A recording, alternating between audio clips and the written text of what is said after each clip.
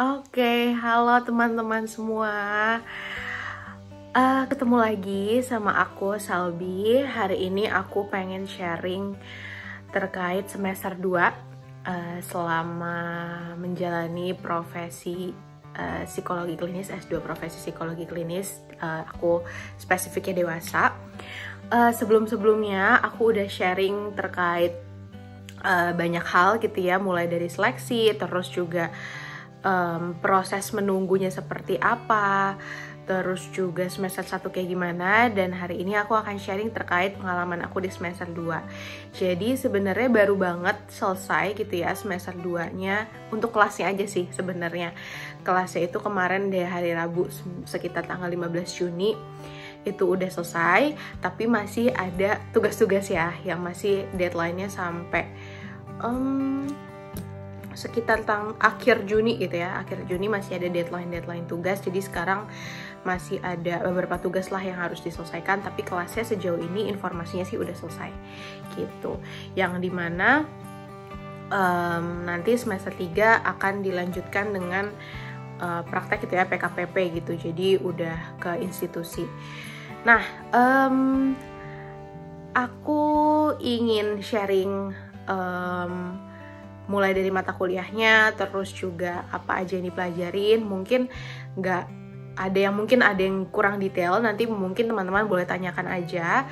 Kalau misalkan ada yang penasaran juga boleh langsung ditanyakan aja nantinya. Aku akan bantu menjelaskan mungkin secara general dan detail-detail yang bisa aku sampaikan gitu ke teman-teman. Nah, jadi untuk semester 2 ini kita diawalin dulu sama program pengembangan profesionalitas psikolog gitu ya, atau yang disebutnya 4P. Nah, ini belum masuk ke mata kuliahnya gitu ya, tapi persiapan profesi lah intinya, profesi psikolog. Nah, tapi sebelum itu kita udah siakwar, jadi kita udah pilih mata kuliah ya, yang dimana di semester ini itu ada metode observasi wawancara, terus ada psikodiagnostik, sama ada dasar-dasar intervensi.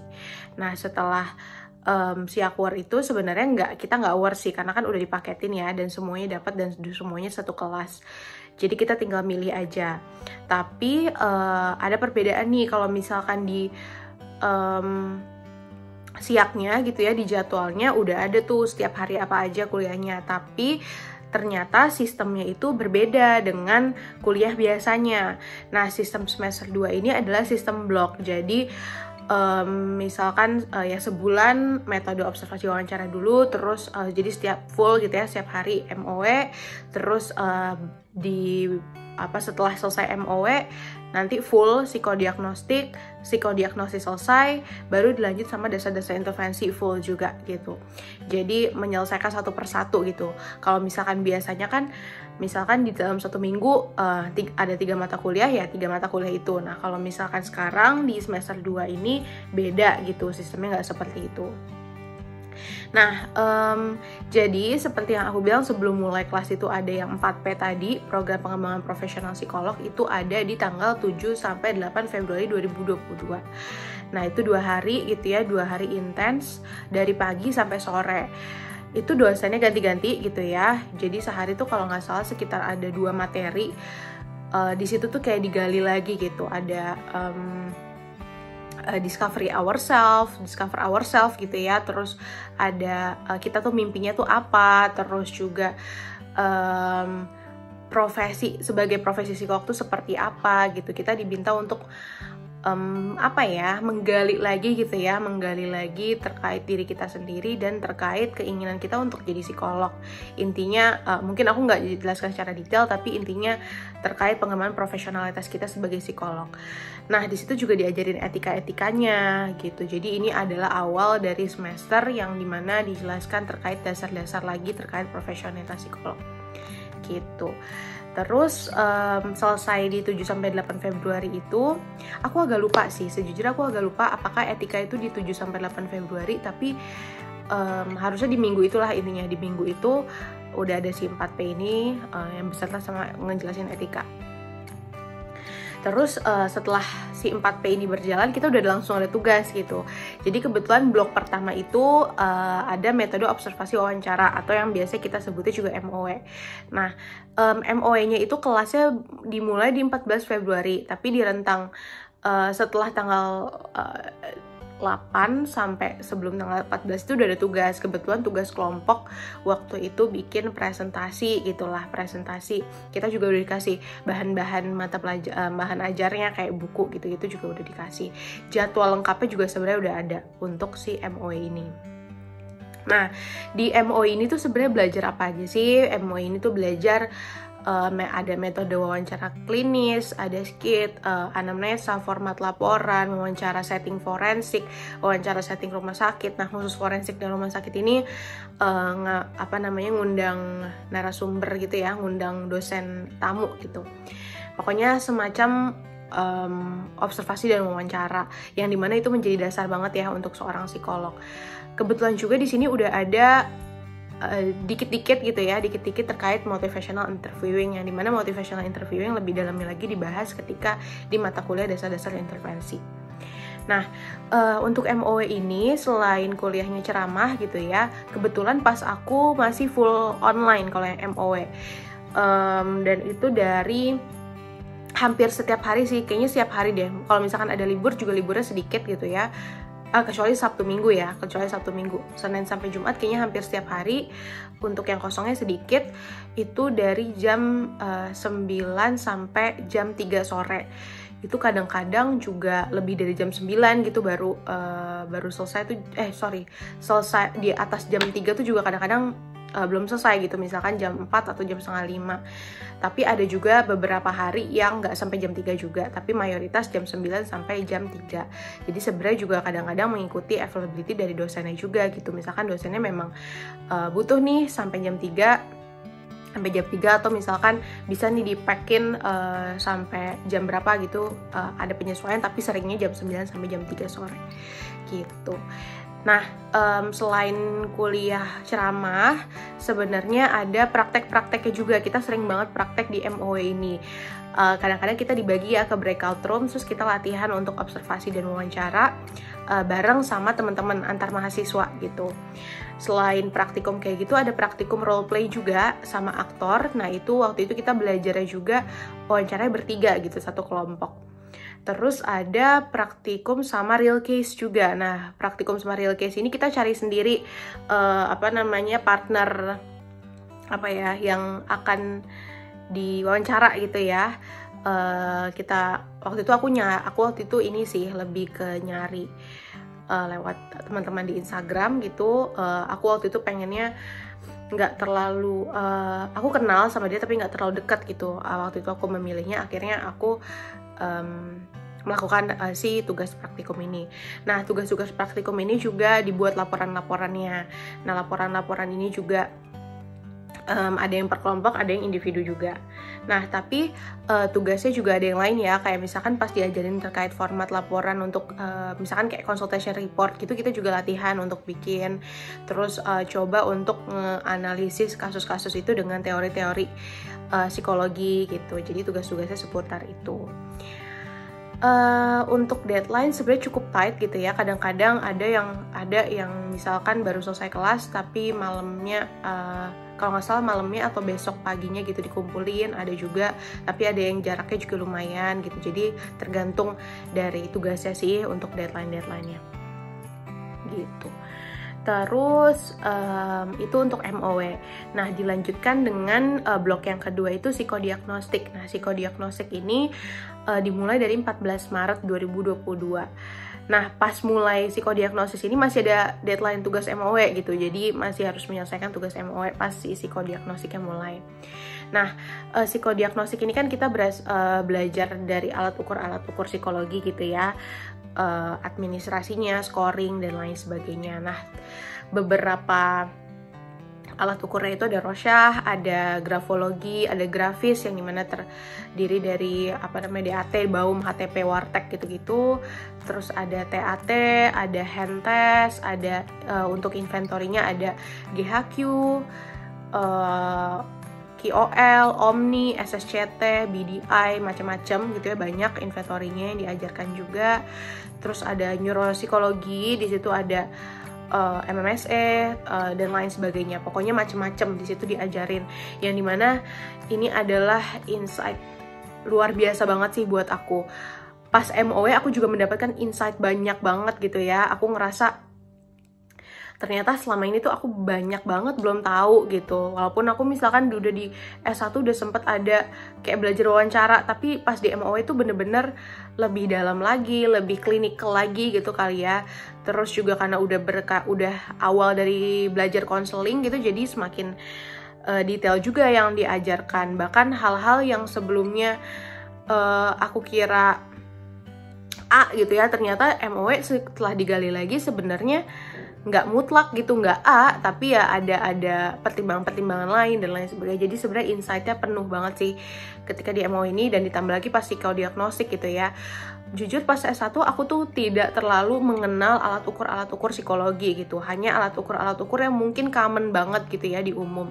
Tapi semenjak psikodiagnostik aku amazed banget sih, kayak wah ternyata maksudnya ternyata banyak banget ya tools yang bisa digunakan oleh seorang psikolog gitu untuk membantu gitu ya, untuk ya entah mengetahui dinamika seseorang atau diagnosis dan lain sebagainya. Walaupun alat ukur ini bukan satu-satunya tools langsung didiagnosis, enggak ya, tapi butuh proses yang panjang, tapi ini adalah salah satu yang sangat amat membantu menurutku. Terus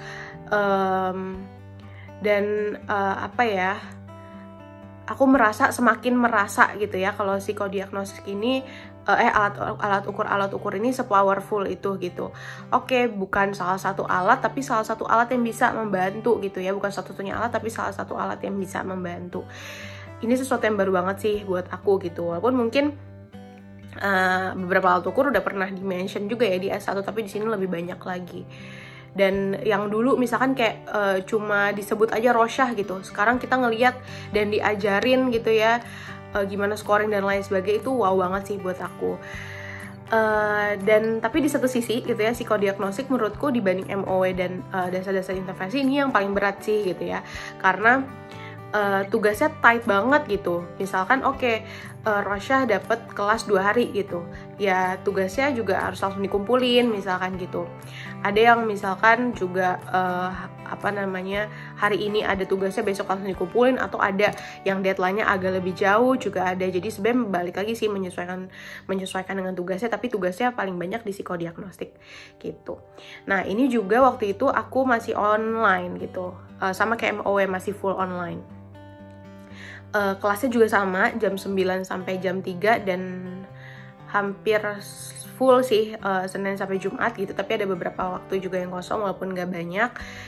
Rata-rata sih 9 sampai jam 3 sih semuanya gitu. Terus tugas-tugasnya apa aja, jadi setiap nggak semua sih, tapi ada hampir semua alat ukur itu kita intake gitu ya. Intake-nya untuk kita sendiri, untuk orang lain juga. Nah, ini juga menarik gitu ya. Jadi kita juga bener-bener nyobain ketika jadi klien gitu. Jadi klien ngisi alat ukur tuh perasaannya gimana, pengalamannya gimana, kita juga ikut ngerasain karena kita juga ngisi alat ukur itu. Jadi itu sangat menarik, dan sejujurnya itu menggali lagi kenal sama diri aku sendiri sih lewat tes itu. Karena kan tes yang dilakukan banyak ya, jadi bisa ada beberapa mungkin yang bisa disimpulkan gitu ya, walaupun butuh follow up lagi, tapi ada beberapa yang menjadi gambaran buat aku sendiri.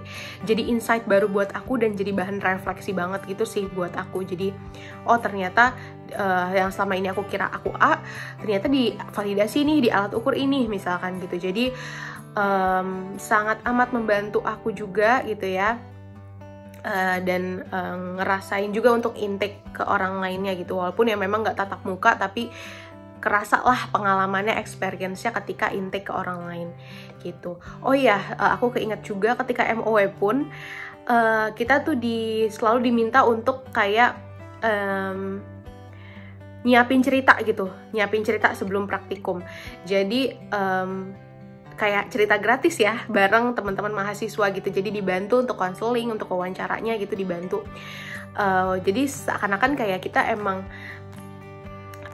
pelan-pelan menyelesaikan masalah-masalah di diri kita gitu sih. Jadi kita bisa cerita juga, kita belajar untuk cerita. Apalagi untuk aku, menurut aku tuh cerita sama orang lain tuh adalah salah satu aktivitas yang sulit gitu ya untuk dilakukan. Dan di sini aku dilatih untuk berani untuk cerita gitu.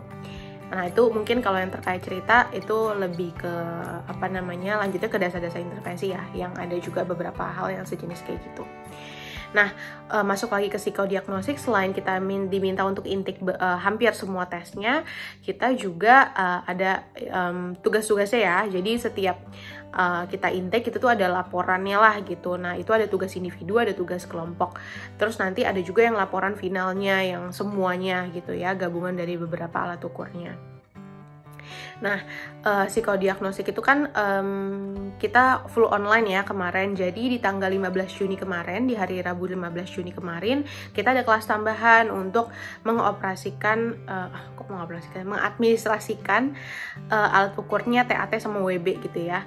Jadi kita nyobain langsung tuh untuk intake secara tatap muka, secara offline, tapi sama teman-teman kita juga sih. Dan nggak semuanya karena waktunya nggak cukup gitu. Ada azan, kita break sebentar. Oke, azannya udah selesai. Kita lanjut, tadi sampai kelas tambahan ya.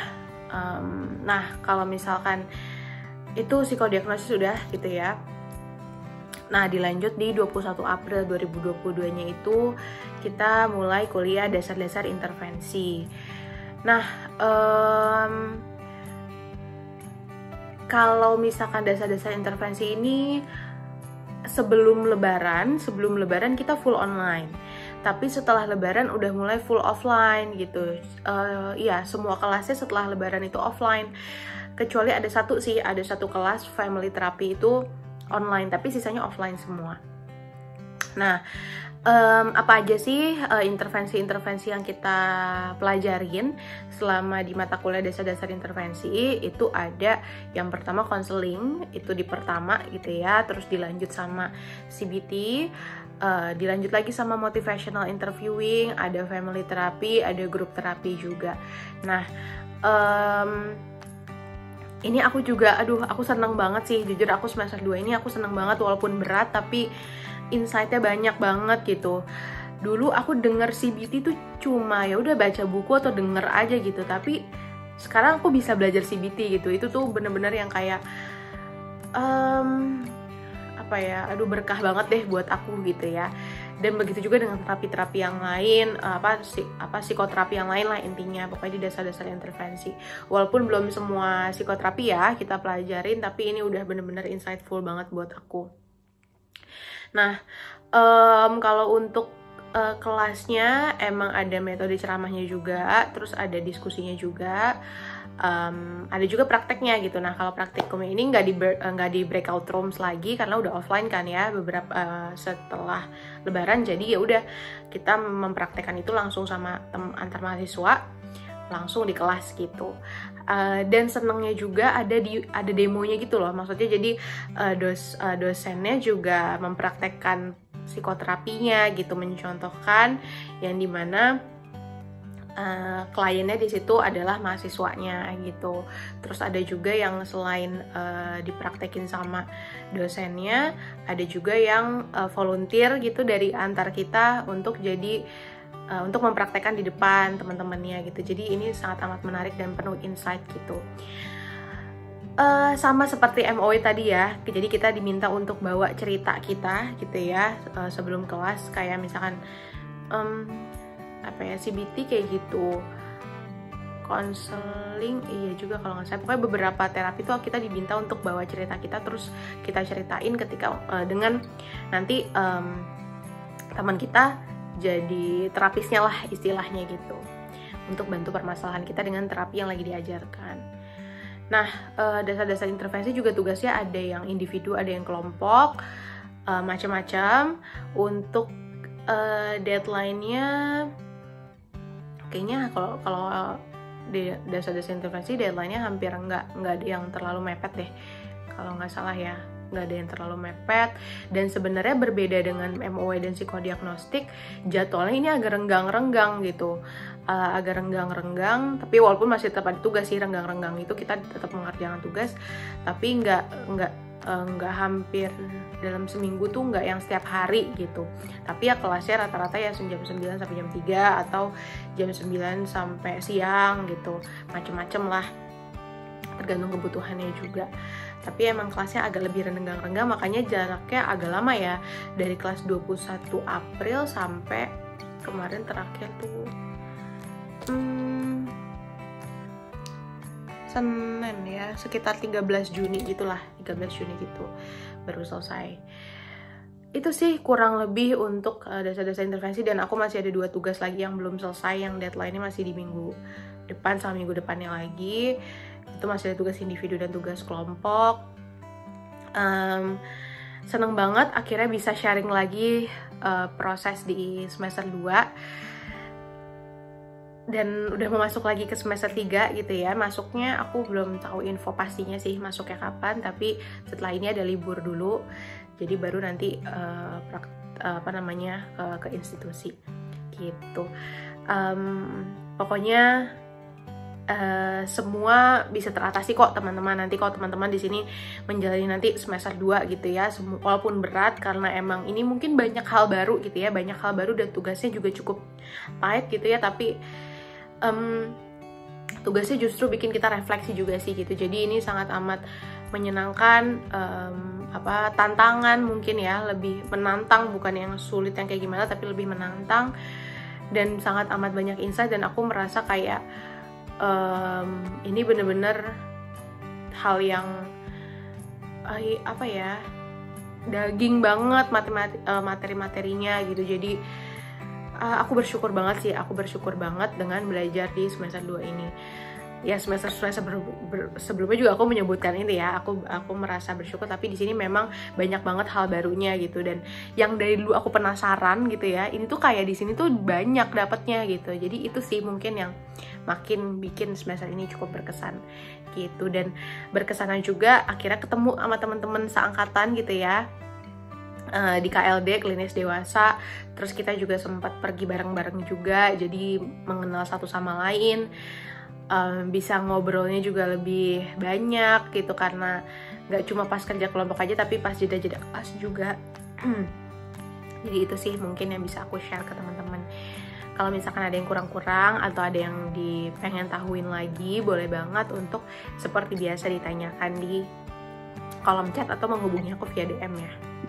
Oh iya, aku sampai lupa, aku dapat kabar baik banyak gitu ya dari teman-teman yang terima profesi juga, atau misalkan jurusan yang lain yang nanya-nanya ke aku. Selamat buat teman-teman, semoga lancar menjalani studinya, semoga sukses juga, semoga kita bisa ada kesempatan untuk ketemu juga di kampus. Selamat teman-teman.